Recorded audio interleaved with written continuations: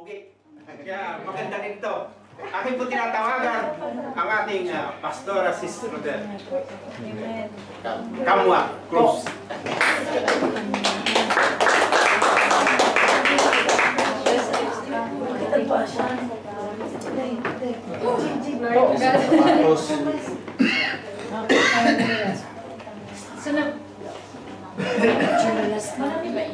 So, nabe-bless po ako kasi kahit hindi tayo doon nag-service, kumpleto pa rin tayo dito. So, glory to God po.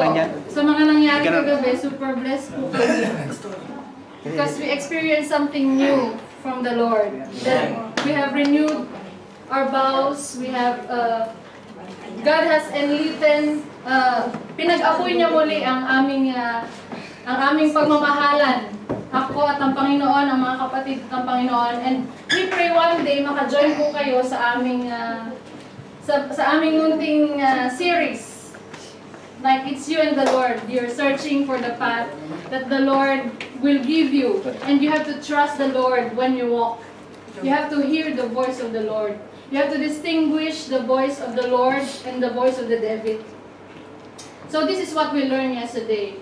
That when we walk in our Christian life, we just have to trust how God instructs us. How can we hear the voice of God? So, paano natin maririnig ang voice ng Lord? Sabi nga, kanina sa pinag-usapan namin sa morning devotion, John 10:27, ang memory verse namin, sabi doon, "My sheep hear my voice, and I know them, and they follow me." Amen. Sabi doon, kilala daw ng, ang tupa daw ng Panginoon, nakikinig sa Kanya. Amen. Ibig sabihin, may boses pala ang Panginoon. Amen. At ang tupa daw na ito, kilalang kilala niya sa bawat pangalan. Amen. At dahil kilala niya ito sa bawat pangalan, pag ito'y tinawag niya, susunod agad to. Walang dalawang isip, susunod to. Sapagkat kilala niya ang boses ng kanyang pastor. Amen. So, nakita ko po, dun sa pangyayaring yun, dahil isa po ako sa facilitator, nakita ko kung paano nila hinanap yung daan. Although this is just a rope na ginawa po namin, mas fair po yung rope na yon. At meron siya parang maze na dadaanan, parang puzzle siya na dadaanan nila. So nakahawak sila sa rope na ganon. And kung paano nila hinahanap ang Panginoon, that's what blessed me. Because they are in the darkness world. Kumbaga, nandun sila sa earth na sobrang dilim. And nakapiring silang ganyan. And then, hawak lang sila sa lubid. And they have to find the cross. Kailangan nilang matagpuan yung cross, which is Jesus Christ. And doon sa dinadaanan nila, madami silang paliko-liko, pabalik-balik, sobrang tagal. Yung iba, galit na sa kanilang sarili. Yung iba, gusto na nilang mag-give up, ayaw na nilang tumuloy sa paglakad nila sa Panginoon. Yung iba naman, talagang diretso ang pakikinig. Sabi niya, "Lord, hindi ako makikinig sa iba. But I will just follow the path that you have made for me."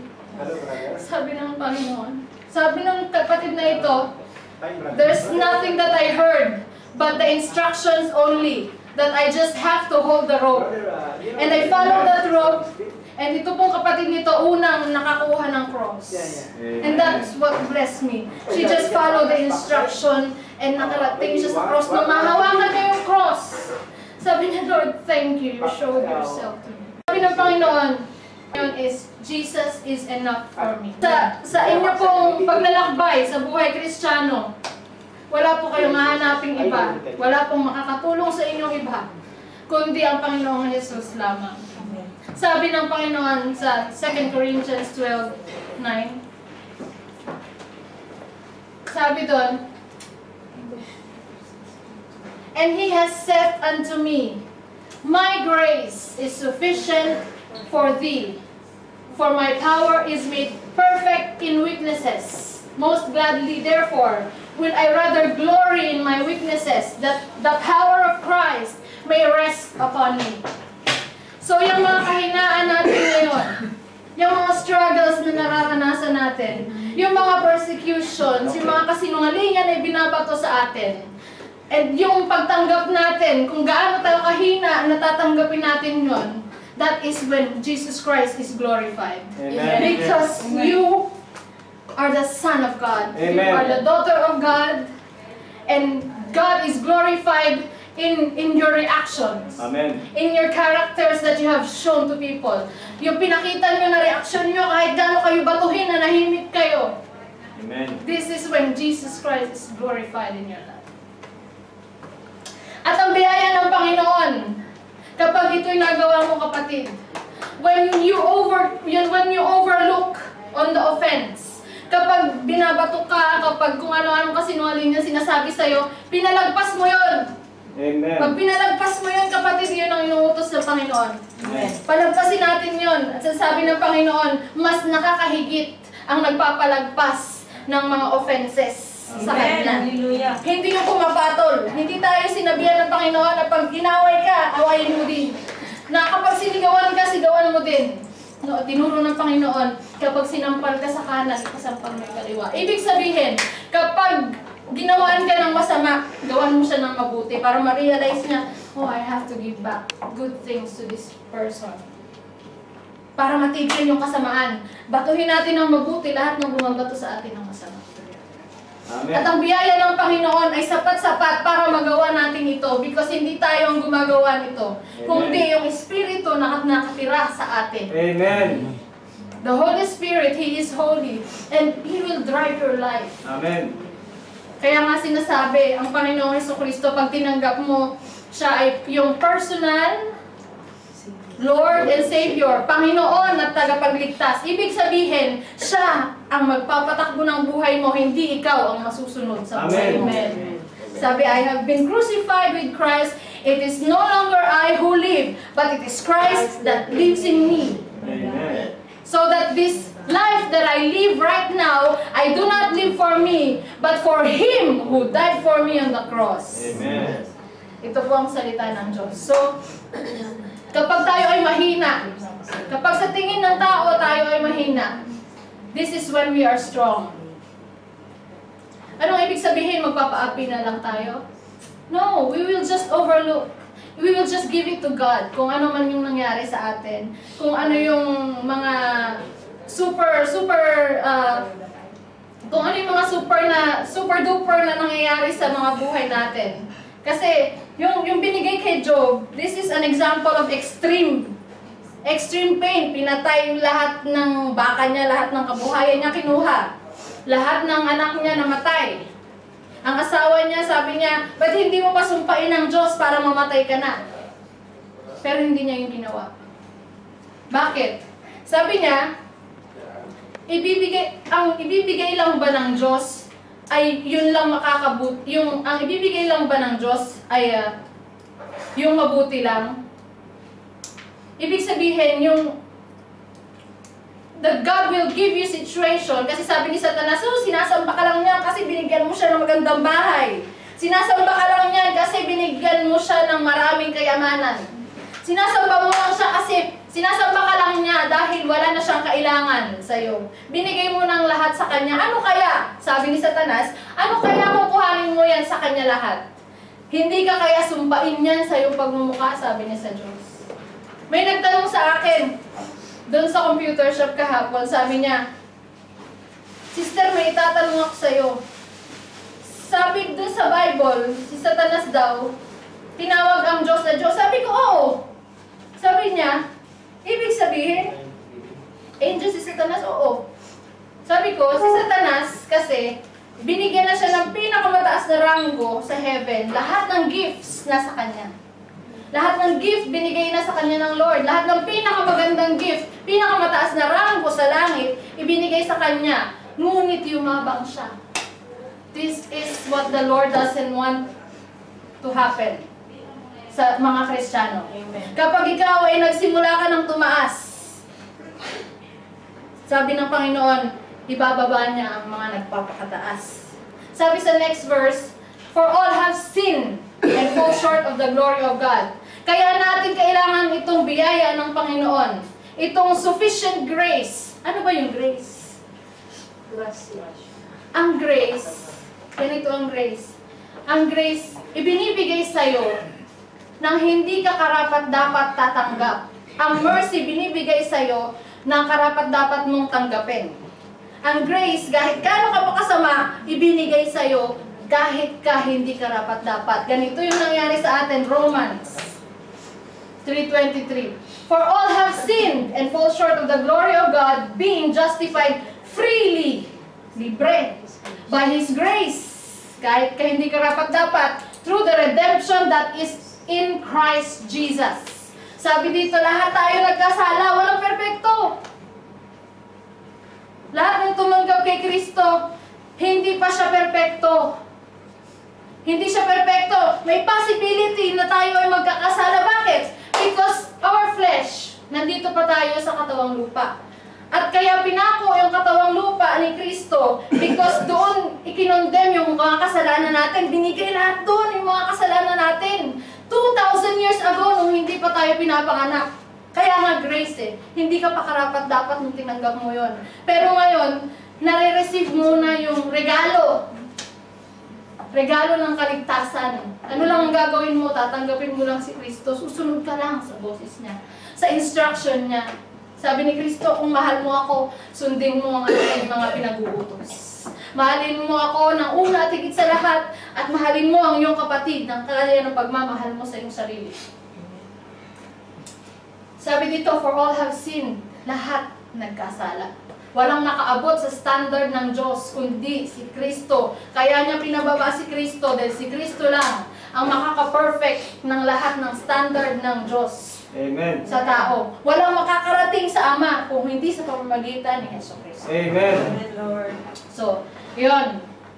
So, para tayo makarating, si Kristo lang. Ano ba'y justified? Pinawalang sala, kinalimutan, in-erase lahat ng ating kasalanan. Amen. From 2,000 years ago, hindi pa tayo pinapanganak, hindi pa tayo nagkakasala. In-erase na ng Panginoon. Pinako na siya sa cross. Sabi sa Colossians, nailing it to the cross. Iniwan doon. Iniwan doon yung mga kasalanan natin ngayon. Tanggapin mo lang, kapatid, si Kristo. Amen. Amen. Next verse is 2 Corinthians 12, 1-10 says, sabi dito, ito yung istorya ng si Paul ay nakapunta sa third heavens. So, yun ang revelation sa kanya. Sabi niya dito, I must needs glory, though it is not expedient. Please pakitranslate mo sa ESV. ESV yan? Okay. I must needs glory, though it is not expedient, but I will come to visions and revelations of the Lord. I know a man in Christ 14 years ago, whether in the body, I know not, whether out of the body, I know not. God know. Sabi dito, yung lalaki daw na ito, may vision na binigay sa kanya, may revelation binigay sa kanya ang Lord. Sabi niya, kilala ko itong tao na ito. 14 years ago, whether in the body or not in the body, I do not know. But God knows. Such one caught up even to the third heaven, and I know such a man. So may sinasabi siyang tao na nakarating doon sa heaven, na pinakitaan ng Lord ng heaven, whether in the body or apart from the body, I do not know, God knows. Ang Lord lang nakakaalam, and him, this person, how that he was caught up into the paradise and heard unspeakable words, which is not lawful for a man to utter. On behalf of such a one will I glory, but on mine own behalf will not glory, save in my weaknesses. Sabi dito, in behalf of such a one, I will glory. Yung sinasabi niyang man na ito, sabi niya, I will boast on this man. Ipagyayabang niya itong lalaki na ito, ngunit ang kanyang sarili, hindi niya ipagyayabang.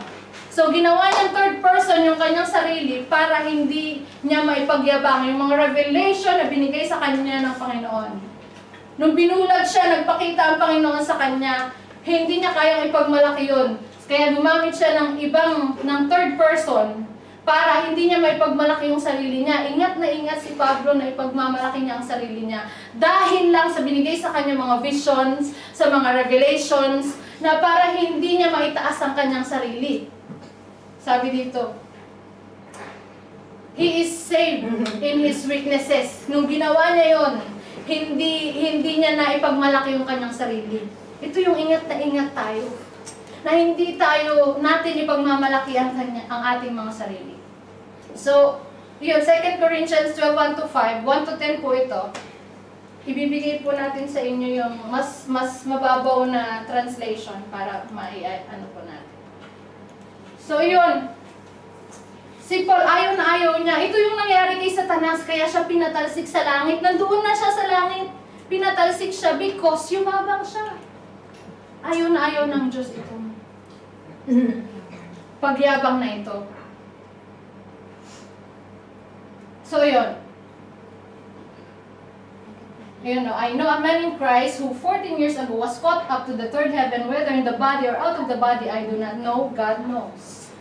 Verse 3, and I know that this man was caught up into paradise, whether in the body or out of the body, I do not know. God knows. And he heard things. Nakakarinig siya sa Panginoon. Minsan maraming mga Kristiyano na ang iniisip nila, sila lang ang nakakarinig. Hindi nila alam lahat ng tinawag ng Diyos pwedeng makarinig. Amen. Because merong relasyon. Amen. Yung relasyon na ito, kapag araw-araw mong nakikita, nakikipag-usap ka dito sa tao na ito, araw-araw kang magkasama kayo, there is a relationship. Maririnig mo siya, maintindihan mo yung ugali niya. Ganun din sa Diyos. Araw-araw kang nagbabasa, nagpe-pray, nag-worship. Amen. Makakarinig tayo. Hindi lang si pastor lang makakarinig tayo because anak din tayo. Amen. So, pantay-pantay. That's why we are called one body. Amen. Yun nga lang, sa iba-ibang parte tayo nilagay para lahat tayo gagalaw. Ayaw ng Lord ng tamad eh. Amen. Lahat tayo gagalaw. So, nakakarinig siya.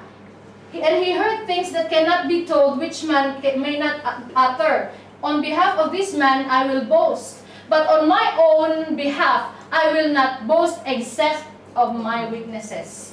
Verse 6 says, though if I should wish to boast, I would not be a fool, for I would be speaking the truth, but I refrain from it. Pinipigilan kong ipagmalaki ang sarili ko, sabi ni Pablo. Pinipigilan kong sabihin ako lang nakakarinig. Pinipigilan kong sabihin maraming revelation sa akin. Tinatago natin yan. Unless may instruction ng Lord na ibigay natin sa may authority. So that no one may think more of me than he sees in me or hears from me. Para walang mag-iisip sa kanya ng sobra sa nakikita sa kanya. Para he will remain as humble as he is. So to keep me from becoming conceited, ano ba yung conceited?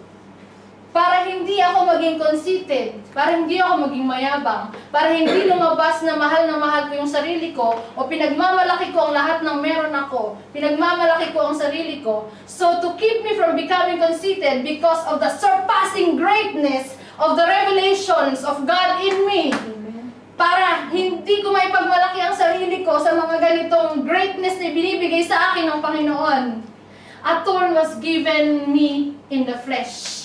A thorn. Merong nilalagay sa kanya. Ano ba itong ibig sabihin ng thorn na ito? Thorn of the flesh. A messenger of Satan to harass me. Dito lumalabas yung mga sakit-sakit, yung mga persecution, yung babanatan ka sa trabaho, yung talagang iipitin ka, yung visa mo, yung papers mo, yung passport mo. This is a thorn of the flesh. Para hindi ka makafocus kung ano yung gusto ng sarili mo. Para hindi ka doon makafocus. Ngayon, ang focus mo, pag binigyan ka ng ganito ng Panginoon, ang focus mo ay tatawag ka sa Panginoon. Amen. Para matulungan ka. Because God's grace is sufficient for every one of us so that we can overcome all of this. Because greater is He that is within me than this messenger of Satan that will harass me. Amen.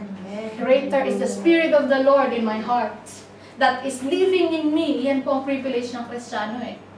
Meron tayong Holy Spirit na nakatira sa atin. To keep me from becoming conceited, para hindi ako maging mayabang sa sarili ko. Bibigyan ako ni Lord ng mga afflictions na ganito, ng mga persecutions na ganito. O hindi na ako karapat-dapat, may sasabihin sa'yo, hindi ka na karapat-dapat maglingkod sa Panginoon. Kagaya ng nangyari kagabi. This is thorn of the flesh. Sabi niya, sabihin ng iba, oh, makasalanan ka. Ganyan. Hindi ka karapat-dapat maglingkod sa Panginoon kasi mayroon kang ginagawang hindi maganda. You know what? Once you accepted Jesus Christ, nothing can take you away from the hands of God because He loves you. Amen. Not even family, not even death. When you accepted the Lord Jesus Christ, your security is eternal. You are going to the Father because He is your Father. Ayaw kanyang mapunta kung saan. This is the privilege that we have of accepting Jesus Christ. So, verse 8, 3 times I pleaded with the Lord about this, that it should leave me. So, madalas nakikiusap tayo sa Panginoon, Lord, alisin mo naman sa akin to. Lord, bigay mo naman passport ko, Lord. Lord, gusto ko yan bigay mo yan sa akin. Lord, gusto ko ng pera. Gusto ko ng provision, Lord. Madalas tayo makiusap sa Panginoon. Hindi po ba? Madalas tayo makiusap ng kung ano yung gusto natin. Na yung mga trials na binibigay sa atin, mawala agad.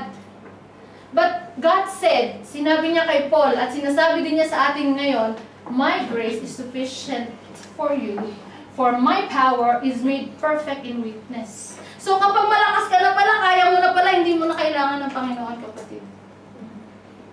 Pag kaya na pala natin iligtas ang sarili natin sa pamagitan ng mga gawa natin, hindi mo na kailangan si Kristo. Hindi po ba? Kung tayo malakas na, hindi na natin kailangan ng the joy of the Lord is our strength. So mawawalang bisa ang salita ng Panginoon kung tayo ay kaya na pala natin tumayo sa sarili natin. So God is telling us, He wants us to be always with Him while walking in this world. Always hearing Him, always asking for His presence, His guidance. Lord, ano bang isusuot ko today? Ito ba'y masagwa? Ito ba'y pagtitinginan ba ako ng mga tao sa isusuot ko? Ito ba'y meron bang magkakasalang tao kapag isinuot ko to? Ganun eh. Ang Panginoon, lahat ng aspeto ng buhay natin, pwede nating i-ask sa Panginoon kung tayo ba'y makakaglorify sa Kanyang pangalan sa lahat ng ating gagawin. Kaya nga, my grace is sufficient eh. Sapat-sapat na sa atin, sa pang-araw-araw, na nandyan lang ang pa-Jesus is enough. Sapat na si Jesus sa atin. Kapag kasi si Jesus, sabi sa palagi nating sinasabi, when we seek of the kingdom of God first and His righteousness, everything will follow. Ibig sabihin, pag tinanggap mo si Kristo sa buhay mo, as personal Lord and Savior, lahat ng ito'y dadagdag na lang sapagkat ang pinakamahalaga sa Diyos ay si Kristo. Ngunit ibinigay niya sa atin. Ibinigay na niya sa atin pinakamahalaga sa buhay niya. Ano pa kaya yung mga maliliit na bagay na kailangan natin? My grace is sufficient for every one of you. Sabi ng Panginoon. Therefore, I will boast all the more gladly of my weaknesses. Lord, mahina ako, kaya kailangan kita. Samahan mo ako ngayon, Lord. Tulungan mo naman ako, Lord. Ayoko magkasala. We have to ask always to be with the Lord. So therefore, I will boast all the more gladly of my weaknesses, so that the power of Christ may rest upon me. Para ang kapangyarihan ng Panginoon palagi natin kasama. Para ang kalwalhatian ng Panginoon ay makikita sa atin kung palagi natin siyang kasama. This is what this means. Ayaw ng Panginoon ang yayabang tayo. Because nasa atin siya. Marami akong napanood, marami akong kakilala, marami akong na-experience ng mga man of God, woman of God, na yumabang pero binaban ng Panginoon. Kahit gaano pa ka-great ang giftings na atin, hindi yan importante sa Panginoon kasi hindi natin yan deserve. That is just a gift. Ngunit ang pinaghihirapan natin at ang tinutulong sa atin ng Espiritu Santo ay yung karakter na maiporma niya tayo sa kawangis ni Kristo. Kung ano si Kristo, kung ano yung karakter ni Kristo, dito niya tayo pinoporma. So, kapag naging perfect na tayo, kagaya ni Kristo, siguro pwede na tayong kuhanin ng Lord. Masarap doon. Kami nga ni Pastor sa ayoko na namin dito. Gusto na namin sa iyo, Lord. Madami pang paghihirap dito eh. Kaya nga pag may namamatay, siguro sasabihin ng iba, crazy yung mga Christians kasi masaya sila pagka yung nakakilala na, kinuha na ng Lord, naiingit pa nga ang mga Christians doon. Kasi masaya doon sa piling ng Panginoon. Dito, marami pa tayong paghihirapan dito. Ganon ang pag-iisip sana ng mga Kristiyano. Although sa world, that is foolishness. But para sa atin, masaya yon. Kasi kapiling na niya yung gusto nating makapiling. For the sake of Christ, then, I am content with my weakness, with the insults that I have, with the hardships, with the persecutions, with the calamities. For when I am weak, and then I am strong. Amen. Yes. Hindi tayo yung malakas. Kung the greater is He, stronger is He, powerful is He, hindi tayo ha. Powerful is He, anointed is He that is within me. More than lahat na nakikita niyo dito. So next verse is, I will end to this verse. 1 Corinthians 1 verse 27 to 30. But God chose what is foolish in the world to shame the wise. Sino ba ditong theology graduate? Taas ang kamay. Sino ba dito ang nakabisa ng lahat ng verses sa Bible?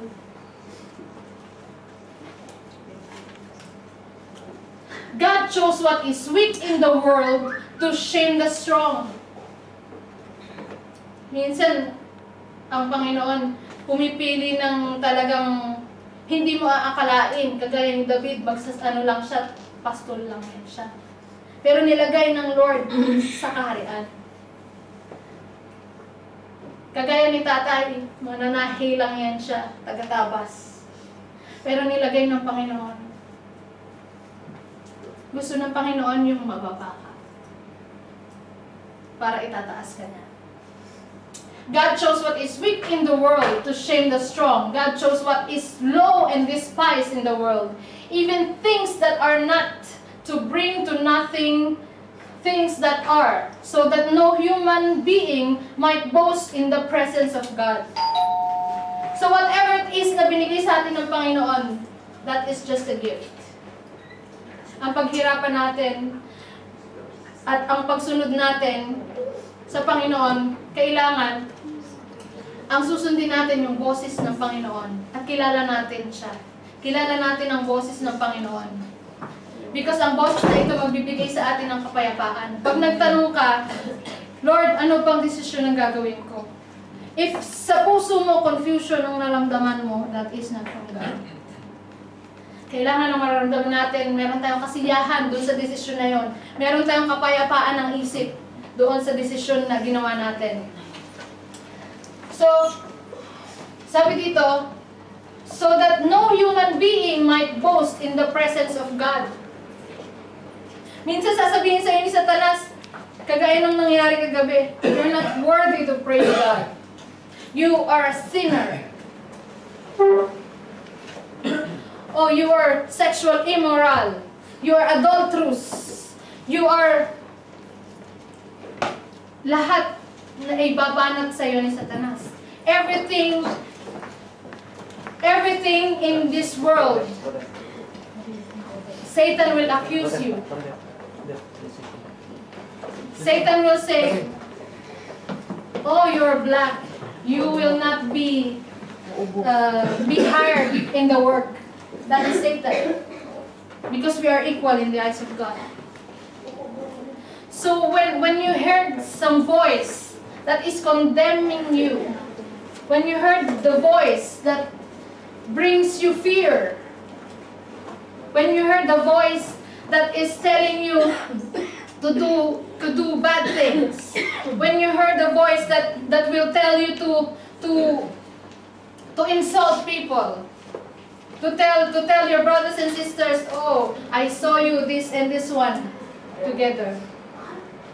But in your heart, that is not true. That is Satan. Sabihin mo kay Satan, tell to Satan, I am here in this sinful world with all the sin surrounding me, with all the darkness, with all the temptation surrounding me, but I still stand up. The definition of a righteous man. You want to know? The definition of a righteous man is he falls 7 times. Nadadapa talaga siya. But he doesn't stop in falling. He walked up and he continued walking straight to the path of the Lord. That is what a righteous man is all about. He falls many times, but he stands up. He doesn't stop in that situation. He follow the footstep of his Lord and Savior. So this is Jesus. This is how Jesus is enough in our lives. Kung bibigyan lang natin siya, if we will just give time to our Lord, every rest days we have, every time that we have spare in our works, because many times we are so busy. Many times we play. Many times we play and we watch YouTube, and when we watch that, the time for the Lord is becoming lesser and lesser.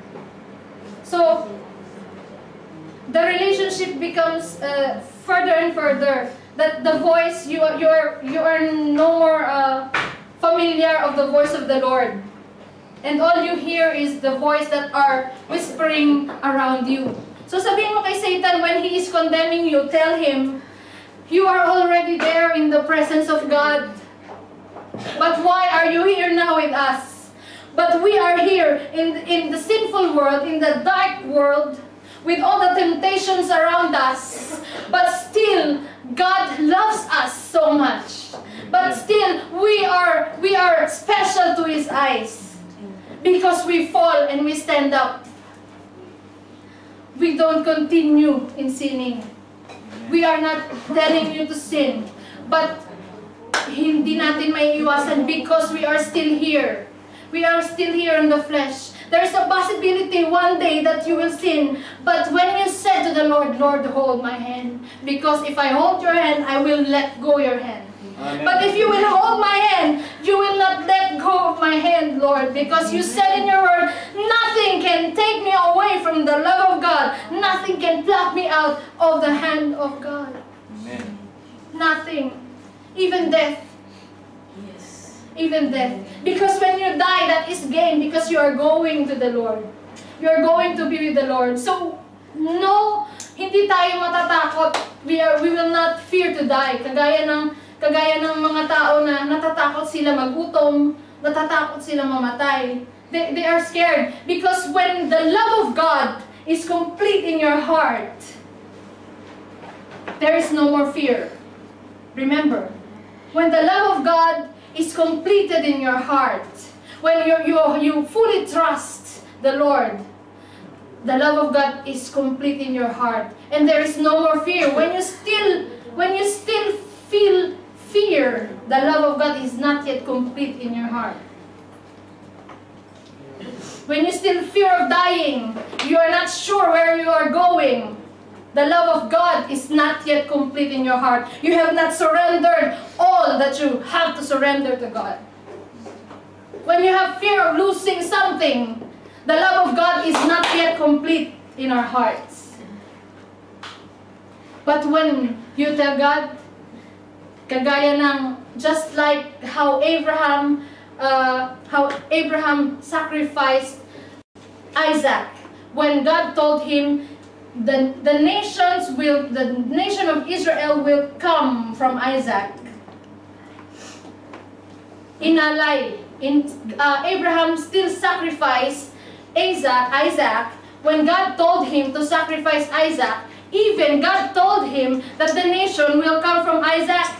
Because Abraham believed that God can replace another Isaac so that the nations will come from another Isaac.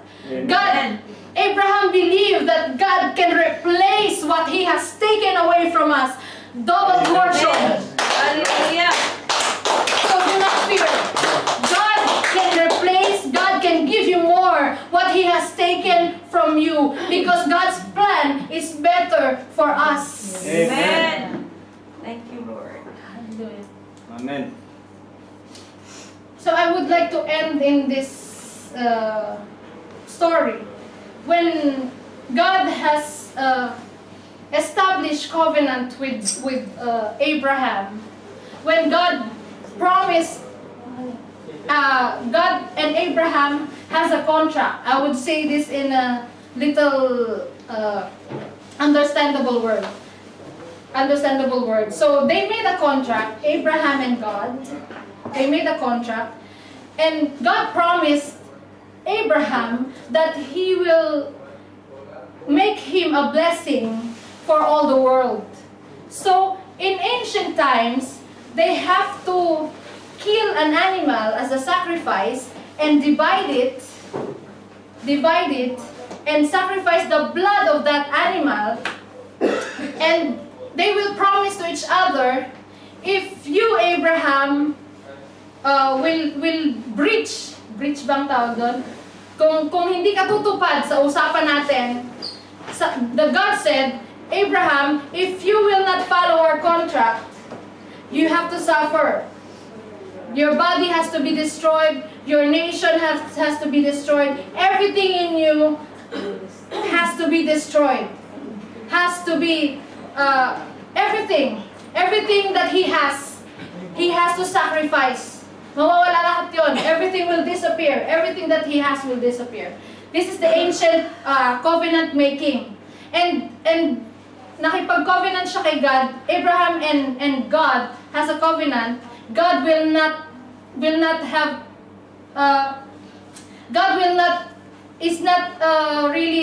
he doesn't really need to have covenant with Abraham, but he did, so that he can establish one covenant from the Old Testament and will reveal it to the New Testament. Amen. So God said, Abraham, if you breach our contract, I will have to destroy you and all the things that you have. And Abraham didn't say it to God, but God said, if I breach our contract, you cannot destroy me, I am God.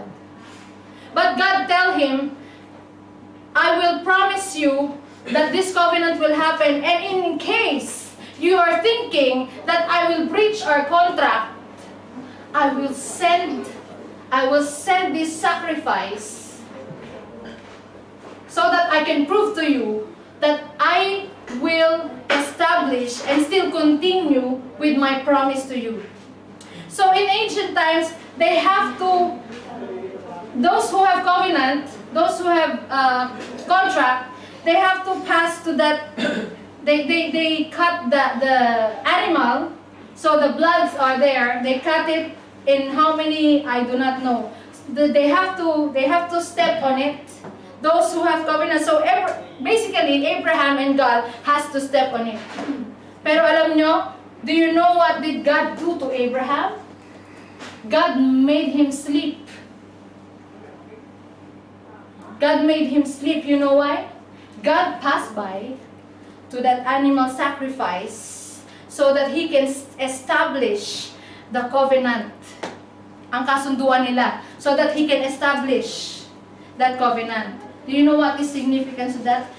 Pinatulog ng Diyos si Abraham. God made Abraham sleep so that he has no part in this covenant. Wala siyang gawa. Wala siyang ginawa. This is how we can prove Ephesians 2 and 9. For it is by grace you have been saved, not by works, but just a gift. God has given us gift, which is Jesus Christ. In case He will not do the contract, He will still send Jesus Christ for us. Amen. Amen. He will still send Jesus Christ so that no man can boast, no people has part in this covenant. No man. Hindi si Abraham, wala siyang parte. That's why he just believed and it is accounted to him as righteousness. That is what's happening to us. Ephesians 2 and 9. For it is by grace we have been saved through faith. We just have to believe. Through faith, not by works, but it is a gift from God. Amen. Regalo ito, wala tayong parte. Wala tayong parte sa ating kaligtasan. This is the work of God in our lives. So we are not worthy, kaya nga tinawag na grace. We are not worthy to receive this grace. It is all God that has done this in our lives. So that we will not perish and have everlasting fire, but have everlasting life when we accepted the Lord Jesus Christ in our life. So I would like you to stand all up.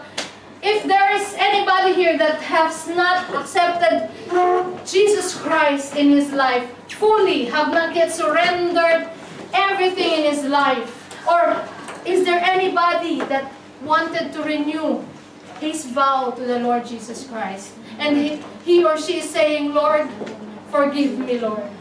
I have strayed from your path, Lord. Is there anybody in here?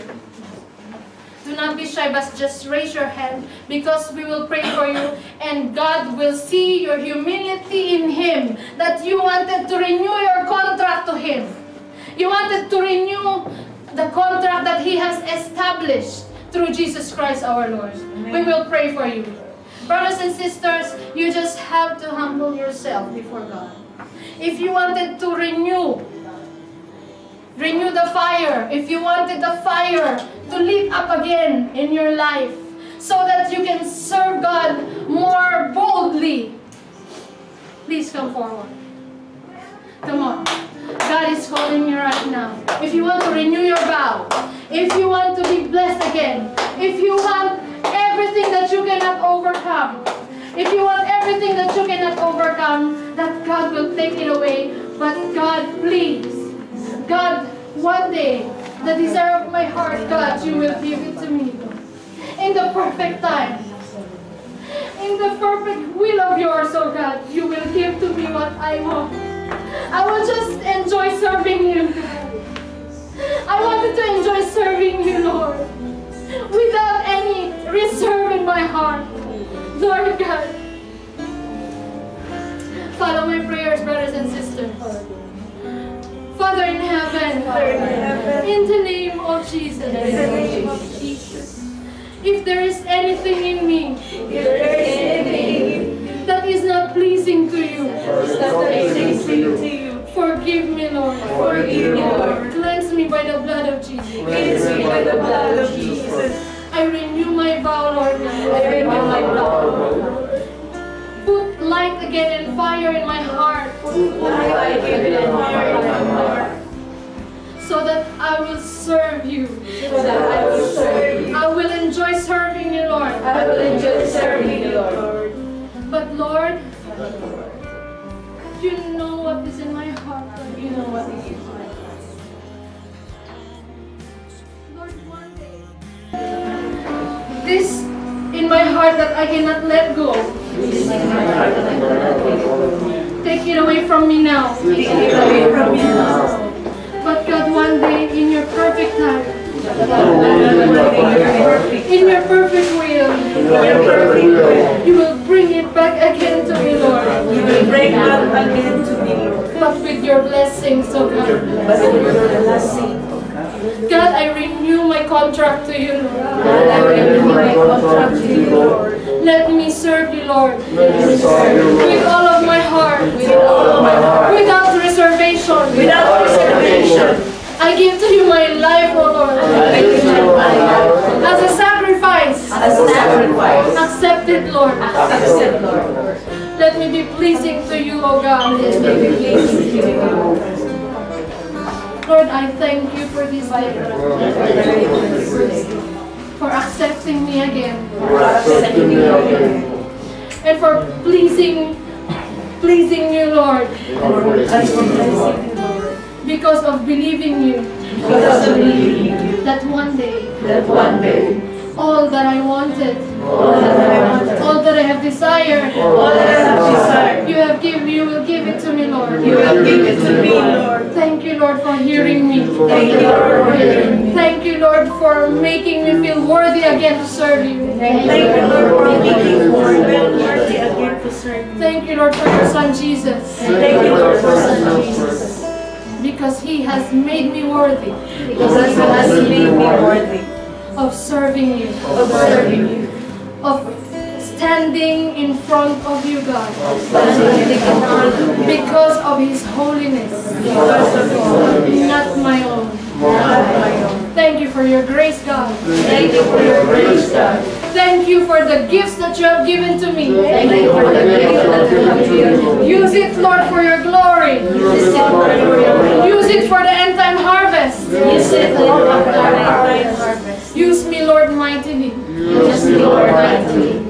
I am committing my life to you. I am committing my life to you. From now on, until the day that you will take me. Thank you, Jesus. Thank you, Jesus. You are enough for me. You are enough for me. Thank you, Jesus. Father, I pray for all these people right now, God. You have heard their prayers, Lord. There is nobody that is stronger than you here, Lord God. We are all weak, so that you can make us strong by your power, of God. So that your power may rest upon us, Lord God. So that your Spirit may dwell in our hearts, Lord God. Father in heaven, we commit ourselves unto you. We offer our lives as a pleasing sacrifice to your throne, Lord God. We enthrone our lives to you, Lord, and conform it to the image and likeness of our Lord Jesus Christ. So that the people may see us, O God, and they will glorify you, Lord, because of our lives that are pleasing to you. Because of the change that you have brought upon today in our lives, Lord God. Thank you for your mercy. Thank you for your grace upon these people, Lord. Thank you for their gifts, Lord God. It is so wonderful, Lord. But don't let us, Lord, exalt ourselves. Lord, when it happens to us, when we exalt ourselves before you, put us down, Lord. Put us down, Lord. We don't want to have a pride, Lord God, in front of you. Yes, Lord. You don't like it, Lord. Amen, Father God. Lord, we thank you. And we love you because you first loved us. Yes. And we love you because you have sacrificed your Son to us. And we love you because, Lord, nothing can take us away from your love, Lord God. Yes. We love you because, Lord, you love us so much. And we don't deserve this, Lord. Thank you for your grace. Thank you for your mercy. Thank you for your Son, Jesus Christ. Thank you for the Holy Spirit that is with us, and will always be with us, and will always live in us until the day, Lord, that you will take me and be with you in heaven. Thank you, Lord. In Jesus' mighty name,